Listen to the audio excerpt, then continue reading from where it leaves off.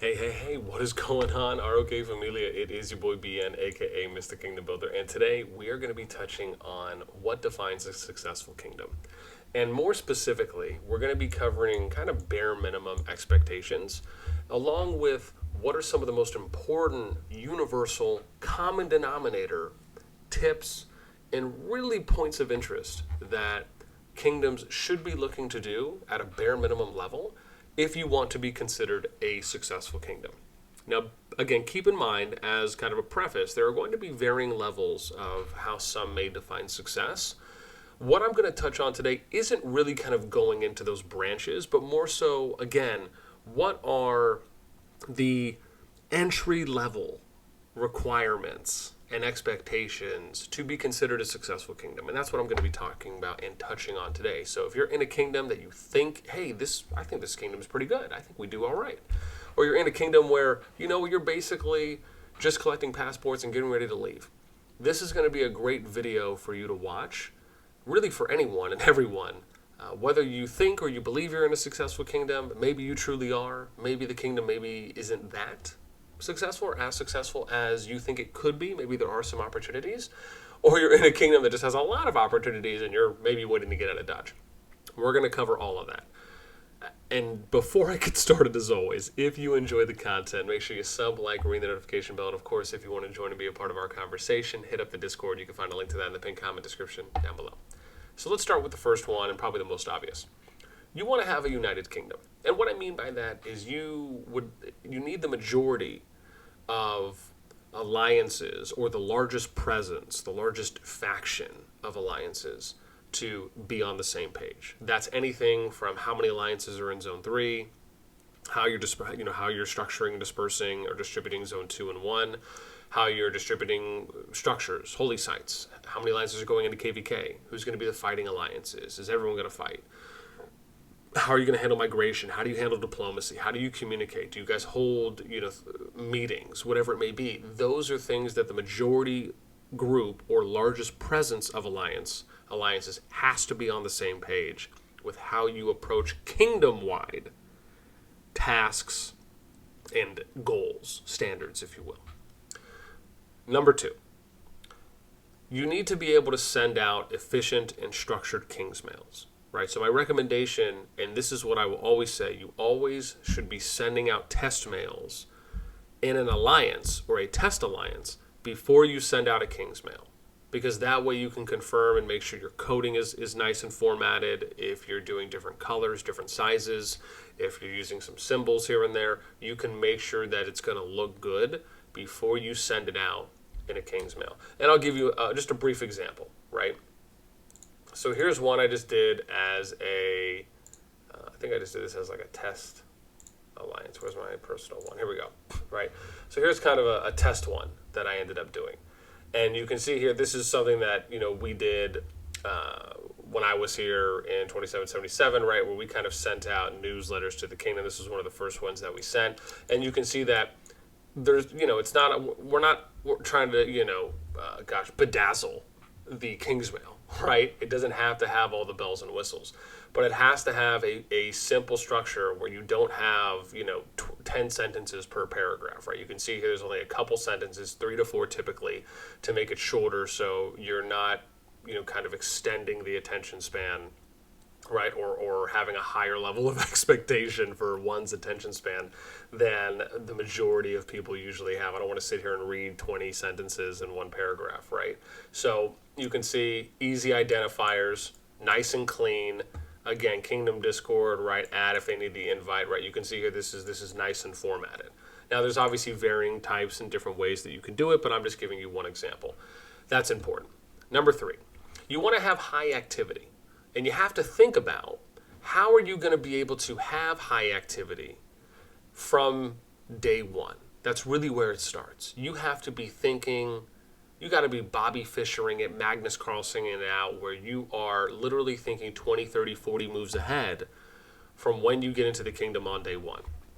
Now, if you're already in a kingdom that's established, it's not day one, still think about how can you create an environment where you have high activity, high engagement.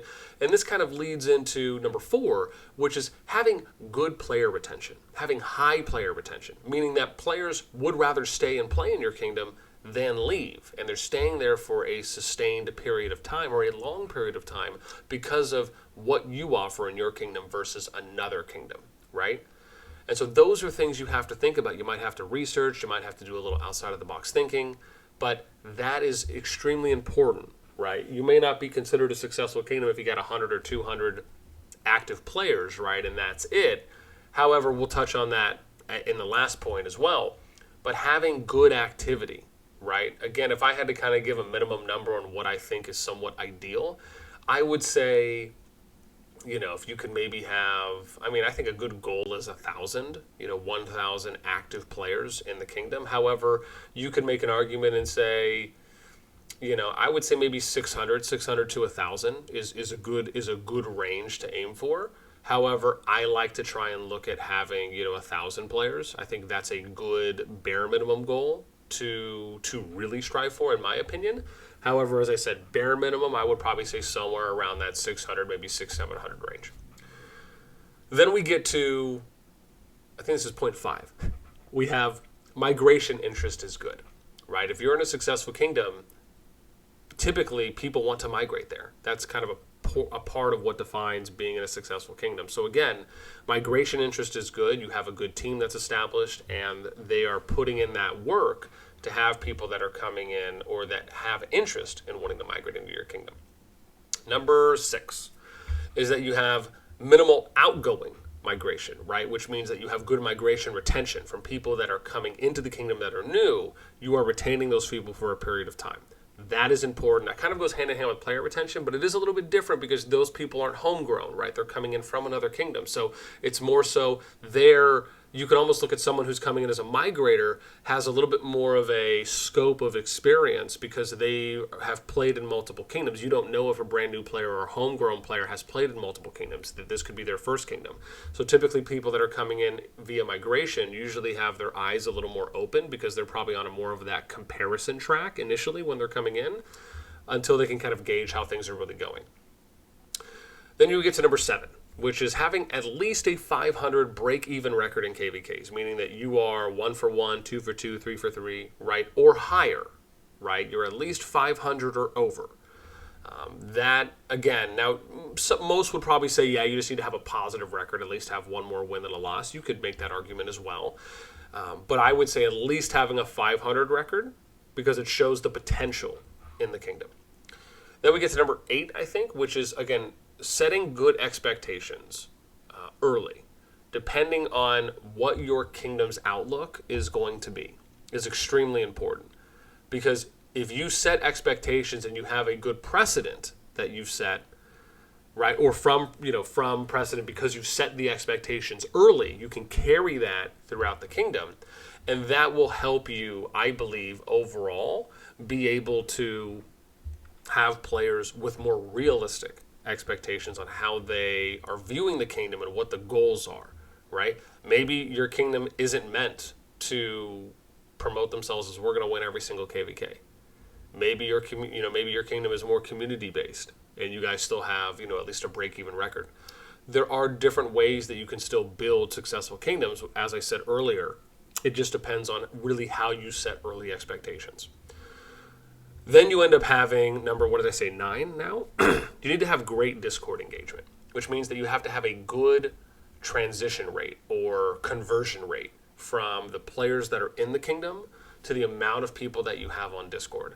Now, let me say that you're never going to get a 1-to-1 ratio on the amount of people that are in the kingdom that are joining your Discord, but you always need to be trying to give out friendly reminders, notices, always have that information out there and in multiple places across multiple avenues to try and get the highest conversion rate that you can from players in your home kingdom onto your kingdom Discord.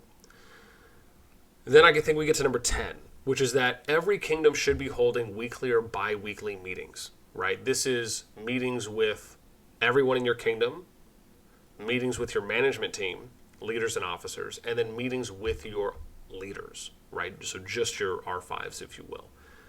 This is important because it shows that your kingdom is engaged. It shows that you care to hear what people have to say. You're always willing to hear them out or give them a voice. You give them an opportunity to present their feedback, good, bad, or indifferent.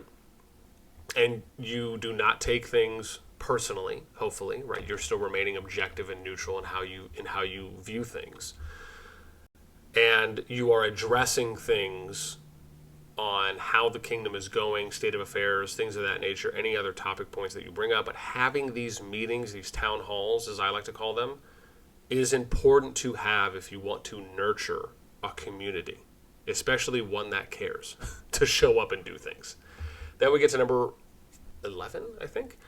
You want to try and eventually have kind of fun social events, whether those are in Discord or in-game and or in Discord, right? That's kind of what you want to eventually build, because you want to build more than just a successful kingdom. You want to build a engaging community.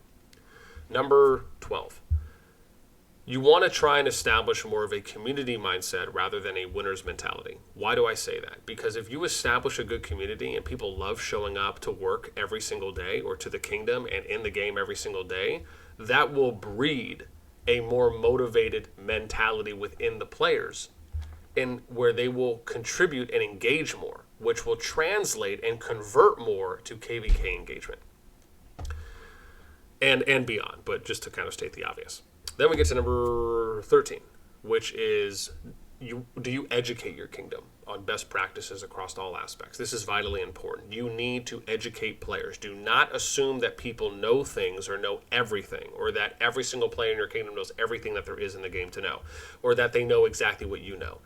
What you should be assuming is that they do not know as much as any of the specialists in your kingdom know. This is why it's the rising tide lifts all boats, right? We should always take time to educate and to inform our players across everything, and doing it in a way where you can give them entry-level information, intermediate, and then expertise-level information, whether you do it in stages or you're able to kind of do that in one mail as you go. Always take time to educate, to inform, and to give people a reason to stay and look at your kingdom as, hey, this is the place to be because they actually care about teaching me or giving me more information than another kingdom, and I actually learned something here, even if it was one thing or they took everything away from what you said. Then I think 14 or 15 we're on now, which is, right, will you take the time to reach out to everyone? Do you care about every single player in your kingdom beyond just your alliance or beyond your group of alliances? Do you care to show the smallest players that you know what you matter to in the kingdom and you're not going to be left out, right? We want to help you in any way that we can. And as you start collecting all those pennies, if you will, that can eventually turn into a good heap of change. Take that for what you will. And I think the last one here, which is going to be, even a war-torn kingdom can be successful. As I said, it really depends on how you set expectations appropriately. I'll give you an example. I've seen a kingdom that does nothing but just war all day, and they fight, and some players want to go there because they know that's all they're going to do. They just get to fight to their heart's content, and then they all get to fight to their heart's content in KVK as well. Now, do I think this kingdom has a high percentage chance of sustaining itself over a long period of time? No, I do not. But that doesn't mean that that kingdom still can't have a level of success based on how they're promoting themselves. If you're in a war-torn kingdom and you promote yourself as a war-torn kingdom where people can come there and you're just going to fight all day, every day, 24/7 like 7-Eleven, then yeah, you can argue that is a successful kingdom because they are promoting, people are actually joining, and then they're going hard and fighting in KVK, right? I would consider that to be a successful kingdom just in its own right. So again, I just kind of wanted to give that last piece of information because sometimes that people have different views on that when they really haven't kind of experienced the game long enough, or they haven't gone out there and researched a lot of different types of kingdoms on how things can play out. That is it for me. I, of course, would love to hear any and all of your feedback, as usual. Again, do you agree? Do you disagree? Are there other points that you would add in that I did not cover? Do you want to give an example of other types of successful kingdoms that you've seen or you've been in? I would love to hear that. Let me know in the comments down below. That is it for me. As always, until next time, we'll catch you later.